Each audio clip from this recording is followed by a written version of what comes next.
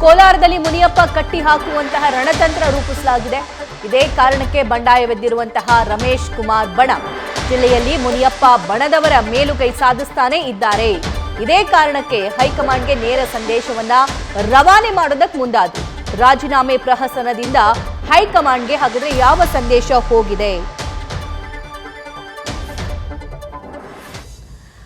ರಮೇಶ್ ಕುಮಾರ್ ಅವರು ರಣತಂತ್ರವನ್ನ ರೂಪಿಸಿದ್ದಾರೆ. ಹಾಗಾದ್ರೆ ಯಾವ ಸಂದೇಶವನ್ನ ರವಾನೆ ಮಾಡೋದಕ್ಕೆ ಇವರು ರೆಡಿ ಆಗಿದ್ದಾರೆ ನೋಡ್ತಾ ಹೋಗೋಣ. ಕಳೆದ 30 ವರ್ಷಗಳಿಂದಲೂ ಕೂಡ ಕೋಲಾರದಲ್ಲಿ ಎಡಗೈ ಸಮುದಾಯದವರಿಗೆ ಟಿಕೆಟ್ ನೀಡಲಾಗ್ತಾ ಇದೆ. ಸೊ ಅದನ್ನ ಹೇಗಾದ್ರೂ ತಪ್ಪಿಸಿ ಬಲಗೈ ಸಮುದಾಯಕ್ಕೆ ಟಿಕೆಟ್ ನೀಡಬೇಕು ಅನ್ನುವಂತಹ ಲೆಕ್ಕಾಚಾರ ಕೂಡ ಇದಾಗಿದೆ. ಅದರ ಜೊತೆಗೆ ರಮೇಶ್ ಕುಮಾರ್ ಅವರ ರಣತಂತ್ರಗಳು ಹೇಗಿವೆ ಅನ್ನೋದನ್ನ ವಿವರಿಸ್ತಾರೆ ನಮ್ಮ ಪೊಲಿಟಿಕಲ್ ಕರೆಸ್ಪಾಂಡೆಂಟ್ ಶಿವಪ್ರಸಾದ್. ರಮೇಶ್ ಕುಮಾರ್ ಅವರು ಪ್ಲಾನ್ ಮಾಡೋದ್ರಲ್ಲಿ ನಿಸ್ಸೀಮರು ಅನ್ನೋದು ಇವಾಗಿಂದ. ಆಸಿಡಿಟಿ, ಗ್ಯಾಸ್ಟ್ರಿಕ್, ಅಜೀರ್ಣ, ಒಂದಲ್ಲ ಒಂದು ಹೊಟ್ಟೆ ಸಮಸ್ಯೆ. ಅದಕ್ಕೆ ನಾನು ಅಮೃತ ಬಿಂದು ಟ್ಯಾಬ್ಲೆಟ್ ನ ಯೂಸ್ ಮಾಡ್ತೀನಿ. ಅಮೃತ ಬಿಂದು ಮನೇಲಿದ್ದಾಗ ಸಿರಪ್, ಟೂರಲ್ಲಿದ್ದಾಗ ಟ್ಯಾಬ್ಲೆಟ್ ಅಲ್ಲ. ಅವರ ರಾಜಕಾರಣದ ಜರ್ನಿಯನ್ನ ನೋಡಿದಂತಹ ಸಂದರ್ಭದಲ್ಲಿ ಅರ್ಥವಾಗ್ಬಿಡುತ್ತೆ. ಆದ್ರೆ ಈಗ ಆಗ್ತಾ ಇರುವಂತಹ ಡೆವಲಪ್ಮೆಂಟ್ ತುಂಬಾನೇ ಕ್ಯೂರಿಯಾಸಿಟಿ ಕ್ರಿಯೇಟ್ ಮಾಡ್ತಾ ಇದೆ. ಡೀಟೇಲ್ಸ್ ಹೇಳ್ತಾ ಹೋಗೋದಾದ್ರೆ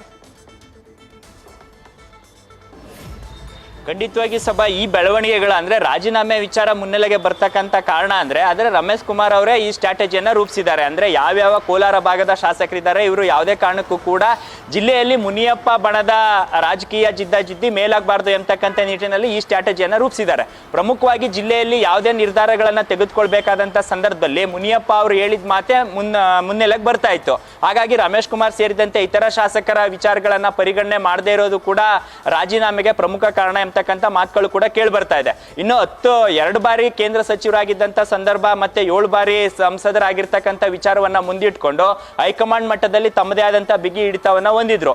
ಇದರ ಜೊತೆಗೆ ಈಗಾಗಲೇ ಅವರ ಪುತ್ರಿ ಕೂಡ ಶಾಸಕಿ ಆಗಿರೋದ್ರಿಂದ 2 ಬಾರಿ ಇನ್ನು ಜಿಲ್ಲೆಯಲ್ಲಿ ಸಂಪೂರ್ಣ ಕಾಂಗ್ರೆಸ್ ಪಕ್ಷದ ಹಿಡಿತ ಮುನಿಯಪ್ಪ ಅವರ ಕೈಗೆ ಹೋಗ್ಲಿದೆ. ಆ ಕಾರಣಕ್ಕಾಗಿ ಇನ್ನು ಅಳಿಯನಿಗೆ ಏನಾದ್ರೂ ಟಿಕೆಟ್ ಕೊಟ್ರೆ ನಮ್ಮನ್ನ ಸಂಪೂರ್ಣವಾಗಿ ಕಡೆಗಣಿಸ್ತಾರೆ ಅಂತಕ್ಕಂಥ ಆತಂಕ ಕೂಡ ಈಗ ರಮೇಶ್ ಕುಮಾರ್ ಬಣದಲ್ಲಿದೆ. ಆ ಕಾರಣಕ್ಕಾಗಿ ಈಗ ಹೈಕಮಾಂಡ್ ಮೂಲಕ ಲಾಬಿಯನ್ನ ಮಾಡೋದ ಪ್ರಯತ್ನದಲ್ಲೂ ಕೂಡ ಮುನಿಯಪ್ಪ ಅವರಿದ್ರು. ಬಹುತೇಕ ಟಿಕೆಟ್ ಮುನಿಯಪ್ಪ ಅವರ ಕುಟುಂಬಕ್ಕೆ ಸಿಗಲಿದೆ ಅಂತಕ್ಕಂಥ ವಾತಾವರಣ ಕೂಡ ನಿರ್ಮಾಣವಾಗಿತ್ತು.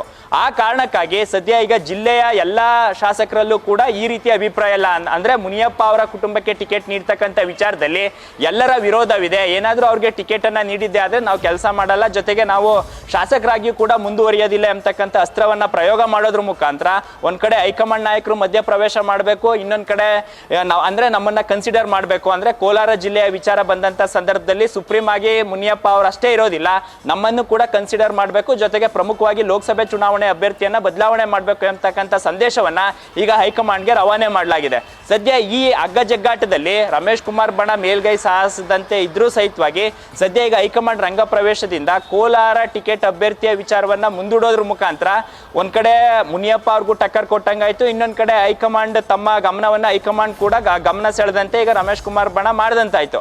ಹಾಗಾಗಿ ಯಾವುದೇ ಕಾರಣಕ್ಕೂ ಕೂಡ ಜಿಲ್ಲೆಯಲ್ಲಿ ಮತ್ತೊಮ್ಮೆ ಪ್ರಭಾವವನ್ನ ಮುಂದುವರಿಸ್ತಕ್ಕಂಥ ಮುನಿಯಪ್ಪ ಅವರ ನಾಗಲೋಟ ಏನಿದೆ ಅದಕ್ಕೆ ಬ್ರೇಕ್ ಆಗ್ತಕ್ಕಂಥ ವಿಚಾರದಲ್ಲಿ ಈಗ ರಮೇಶ್ ಕುಮಾರ್ ಬಣದ ಶಾಸಕರು ರಾಜೀನಾಮೆ ಪ್ರವಾಸನಕ್ಕೆ ಮುಂದಾದ್ರು ಎಂಬತಕ್ಕಂಥ ಮಾತುಗಳು ಕೂಡ ಕೇಳಿ ಬರ್ತಾ ಇದ್ದು, ಶತಾಯಗತಾಯ ರಮೇಶ್ ಕುಮಾರ್ ಬಣ ಮೇಲುಗೈ ಸಾಧಿಸಬೇಕು ಎಂಬತಕ್ಕಂಥ ವಿಚಾರ ಒಂದಾದ್ರೆ ಮುನಿಯಪ್ಪ ಕುಟುಂಬವನ್ನ ಹೊರತುಪಡಿಸಿ ಇತರರಿಗೆ ಟಿಕೆಟ್ ನೀಡಬೇಕು ಎಂಬತಕ್ಕಂಥ ಲೆಕ್ಕಾಚಾರದಲ್ಲಿ ಈಗ ರಮೇಶ್ ಕುಮಾರ್ ಬಣ ಈ ರೀತಿಯ ಪ್ರಹಸನವನ್ನ ರಾಜೀನಾಮೆಗೆ ಮುಂದಾಗಿತ್ತು ಎಂಬತಕ್ಕಂಥ ಮಾತುಗಳು ಈಗ ಕೇಳಿ ಬರ್ತಾ ಇರ್ತಕ್ಕಂಥದ್ದು. ಸಭಾ, thank you Shivaprasad. News first ನಿರ್ಭೀತಿಯಿಂದ ನಿಮ್ಮ ಪರವಾಗಿ.